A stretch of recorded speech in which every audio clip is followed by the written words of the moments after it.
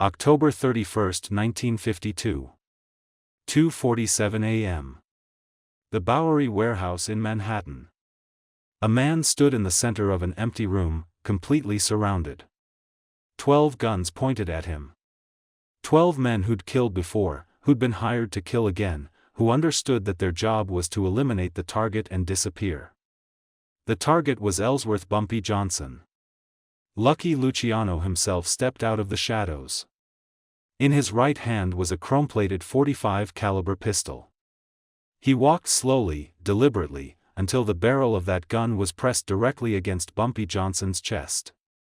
Luciano was the most powerful crime boss in America. He'd unified the 5 families. He'd built an empire that controlled New York City and extended into Havana and Miami and Las Vegas. He'd survived wars, prison, federal investigation, rival assassins. He'd become the closest thing to a king that organized crime had ever produced. And now he had Bumpy Johnson at gunpoint, alone, unarmed, surrounded. "You've got some nerve coming here alone," Luciano said. His voice was ice. "You know what happens to men who disrespect the commission." Bumpy looked directly into Luciano's eyes. He didn't flinch. Didn't blink. He looked at the gun pressed against his chest, and then he did something that made every man in that room hold their breath. He smiled. Then Bumpy leaned forward, leaning into the gun, and whispered 6 words. 6 words so quiet that only Lucky Luciano could hear them. And Luciano's face went white. His hands started shaking. His gun lowered. His entire body language changed from predator to prey. "Everyone out," Luciano said. His voice barely above a whisper. This is the story of those 6 words. And why they saved Bumpy Johnson's life and changed the structure of organized crime in America forever. By October 1952, the balance of power in New York was delicate. Lucky Luciano had built the commission, 5 families working together, sharing territory, respecting boundaries, dividing profits. It was the most sophisticated criminal organization America had ever seen. But there was a problem. Harlem didn't fit the model. Harlem operated independently. Harlem was run by a black man named Bumpy Johnson, who didn't acknowledge the commission's authority. Who didn't pay tribute. Who treated Harlem like it was its own country. And Luciano, before his 3-week deportation to Italy, needed to solve that problem. Luciano had built his power on a specific principle: everyone reports to the commission. Everyone pays respect. Everyone understands the hierarchy. There were no exceptions. There were no territories outside the system. Until Harlem. Frank Costello, Luciano's acting boss while Luciano was still in America, had been pushing for action. They'd tried negotiation.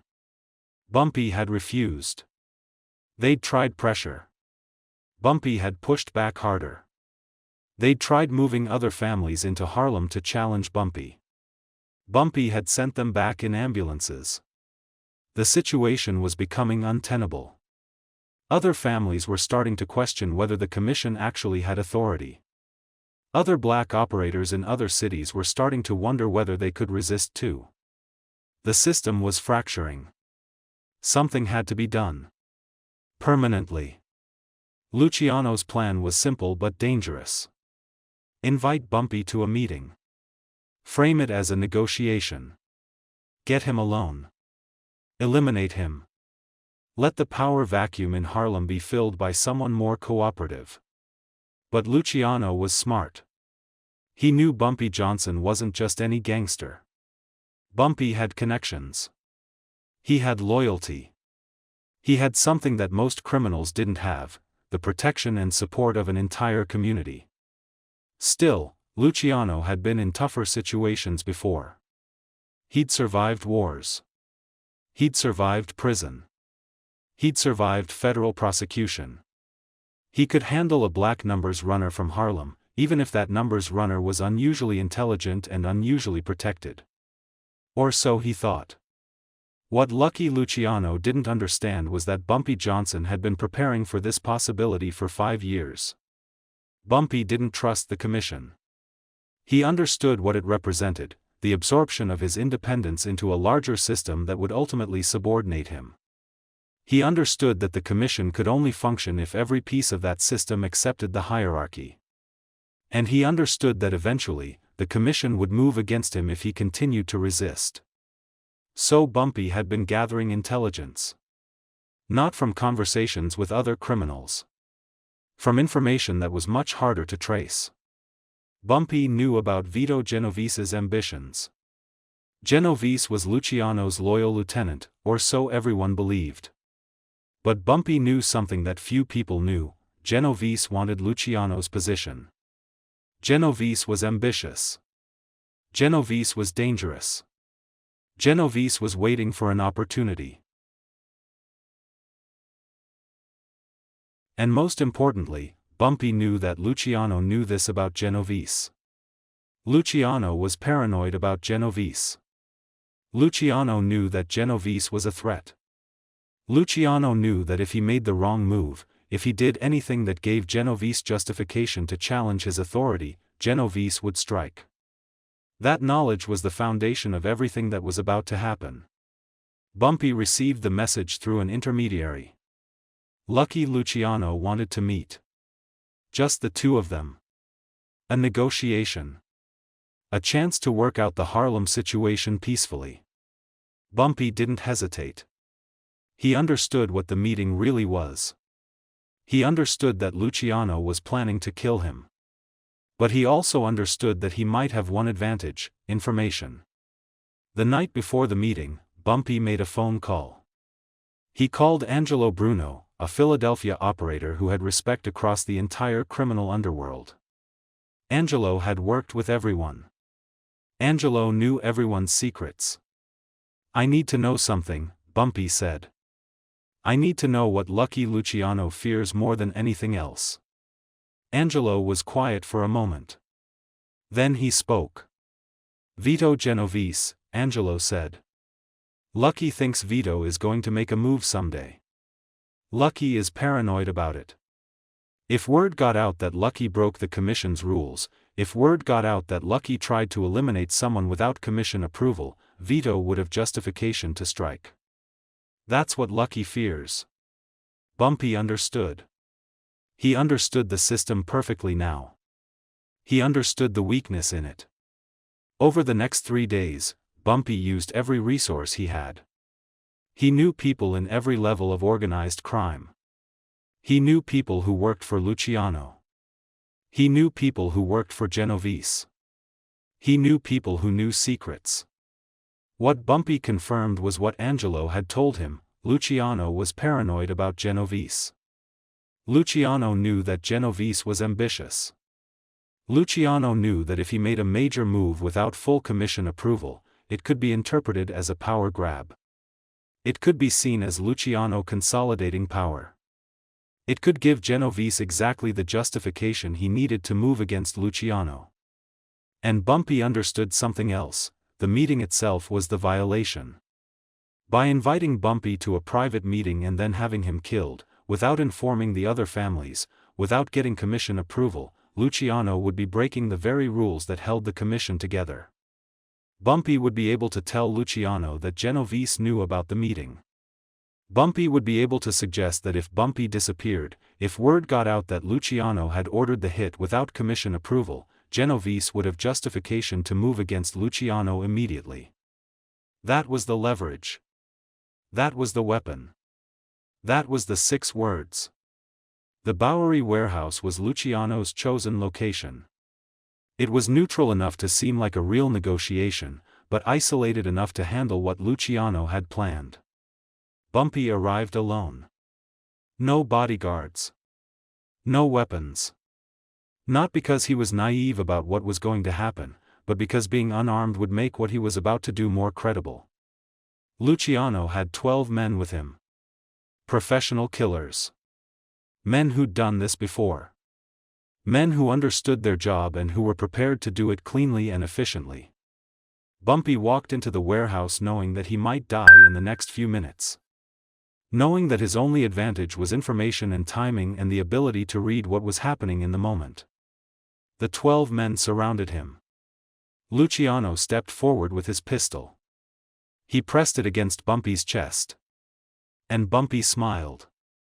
"Vito knows you broke commission rules." That's what Bumpy whispered. 6 words. No elaboration. No explanation. Just the statement of a fact that only Luciano would understand. In that moment, Luciano's entire calculation changed. He understood immediately what Bumpy was implying. He understood that if he killed Bumpy here, without commission approval, without the agreement of the other families, and if word got out, Genovese would interpret it as Luciano making a power move. Luciano would be seen as consolidating his authority by eliminating independent operators. Luciano would be seen as strengthening his position while the other families were unprepared to resist. That was exactly the kind of action that would trigger Genovese's coup attempt.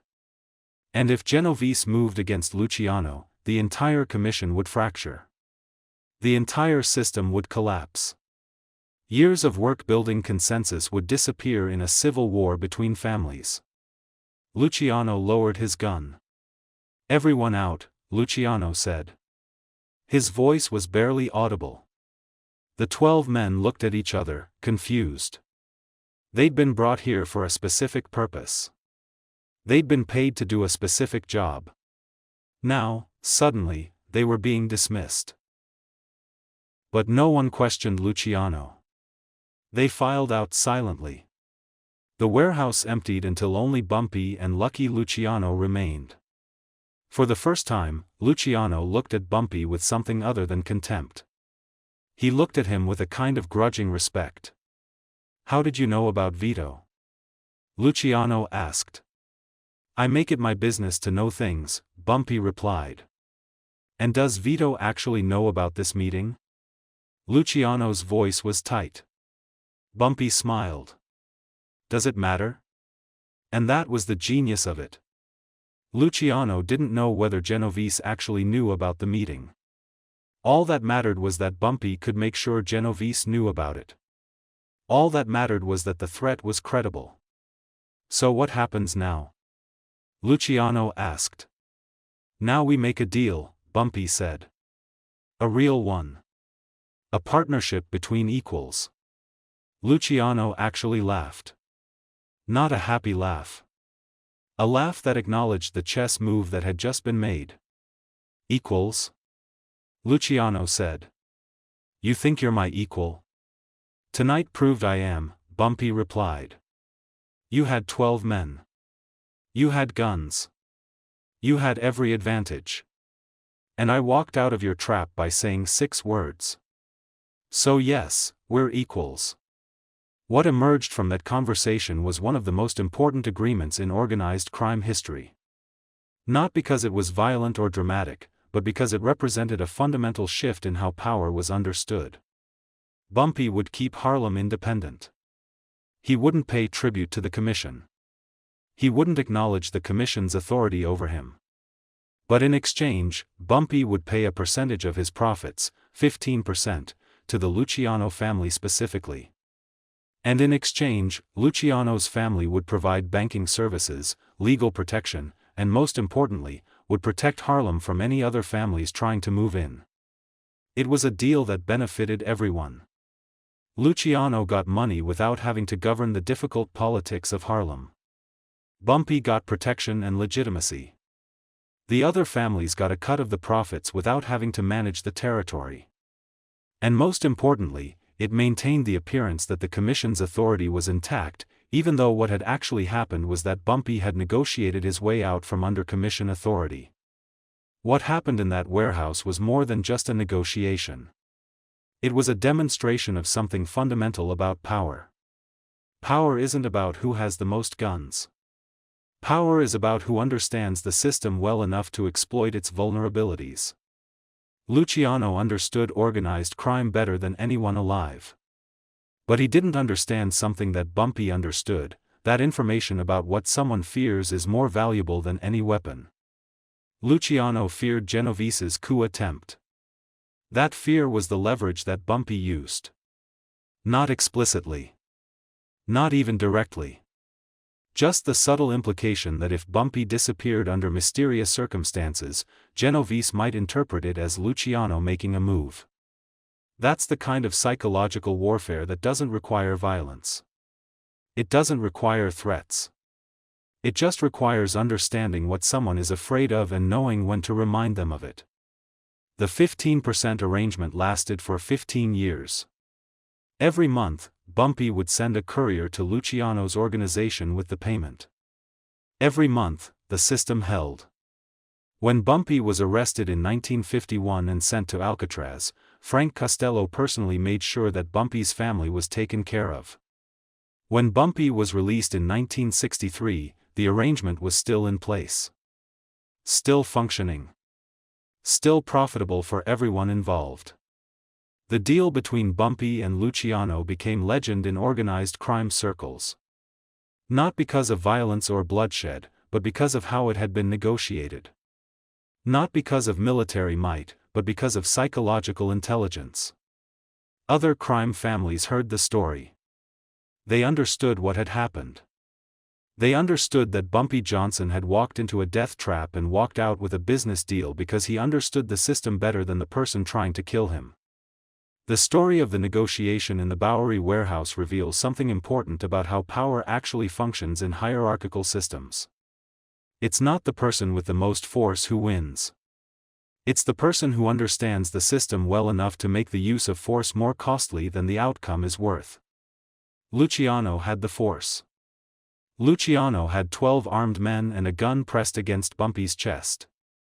Luciano could have killed Bumpy in seconds. But the cost of using that force, in terms of his security within the commission, in terms of his relationship with Genovese, in terms of the integrity of the system he'd built, was higher than the benefit of eliminating one independent operator. That's why Luciano lowered his gun. Not because he was weak. But because he understood the mathematics of power better than most people, and those mathematics showed that killing Bumpy would cost him more than letting Bumpy live. What made this negotiation possible was Bumpy's superior understanding of Luciano's vulnerabilities. Bumpy had done his homework. Bumpy had talked to people like Angelo Bruno. Bumpy had gathered intelligence about Genovese's position and Luciano's paranoia. That intelligence gave Bumpy leverage that had nothing to do with guns or strength or position. It had to do with knowing something that mattered deeply to the person across the table. In modern terms, we might call this information asymmetry. Bumpy had information that Luciano didn't know he had. Bumpy knew something about Luciano's greatest fear. And that knowledge was worth more than an army. The story of the negotiation in the Bowery warehouse is fundamentally a story about understanding systems. It's about understanding how hierarchical organizations function and what makes them vulnerable. The commission was built on the principle that everyone acknowledged a central authority. Everyone reported upward. Everyone understood their place in a hierarchy. But that hierarchy was only stable as long as the central authority, Luciano, was perceived as making decisions that benefited the whole system rather than consolidating his own power. By moving against Bumpy without commission approval, Luciano would be violating that principle. He would be making a unilateral decision about territory that affected everyone. He would be consolidating power. And that would give Genovese, who was waiting for exactly that kind of opportunity, justification to move against him. Bumpy understood this. Bumpy understood that Luciano's authority depended on maintaining the appearance of legitimacy. And Bumpy used that understanding as his weapon. After the negotiation in the Bowery warehouse, organized crime in New York functioned differently. Not dramatically differently. Not in ways that would be reported in newspapers. But in subtle ways that people who understood the system could perceive. The commission maintained its authority, but that authority was now explicitly negotiated rather than assumed. Independent operators like Bumpy Johnson had proven that they could resist absorption into the commission structure if they had sufficient leverage. That didn't mean the commission fell apart. It meant that the commission evolved. It became less about total control and more about profit-sharing agreements with powerful independent operators. And that evolution was possible because Bumpy Johnson understood the system well enough to negotiate his way into a position of strength despite being completely outnumbered and outgunned. The story of the negotiation doesn't reveal anything about violence or criminal methods. It reveals something about power and how it actually functions in hierarchical systems. Power is not distributed according to force. Power is distributed according to information and leverage and understanding of how the system functions. Lucky Luciano was the most powerful crime boss in America. He controlled millions of dollars. He commanded thousands of people. He had legitimate authority within the commission that he'd built. But Bumpy Johnson, with 6 whispered words, proved that he had a kind of power that Luciano couldn't overcome with force. Bumpy had the power that comes from understanding what someone fears more than death. Bumpy had the power that comes from knowing how to manipulate a system by threatening to reveal its vulnerabilities. That's the kind of power that doesn't show up in organizational charts or financial records. That's the kind of power that exists in the spaces between official authority structures. And that's the kind of power that Bumpy Johnson wielded in a warehouse in Manhattan on October 31, 1952, when he whispered 6 words and changed the structure of organized crime in America. The details of what Bumpy whispered to Luciano have been debated for decades. Some sources suggest he mentioned Genovese's ambitions. Some suggest he referenced intelligence about Luciano's personal fears. Some suggest he simply played on Luciano's paranoia. What matters isn't exactly what the 6 words were. What matters is the principle they represented, that information, strategy, and psychological intelligence can be more powerful than force. Whether or not Vito Genovese actually knew about the meeting is less important than the fact that Luciano couldn't be certain. And that uncertainty, that inability to be completely sure, was enough to make Luciano pause. And in that pause, a negotiation became possible instead of an execution. That's the real lesson of the story. Not about specific words or specific threats, but about the principle that the person who understands the system better than everyone else in the room is the most dangerous person in that room. Bumpy Johnson understood that principle better than almost anyone alive. And he used it to navigate one of the most dangerous moments of his life. The negotiation in the Bowery warehouse happened because Bumpy Johnson did something that most people in positions of weakness never do: he studied his enemy. He understood what scared them. He understood how the system they'd built was vulnerable to that fear.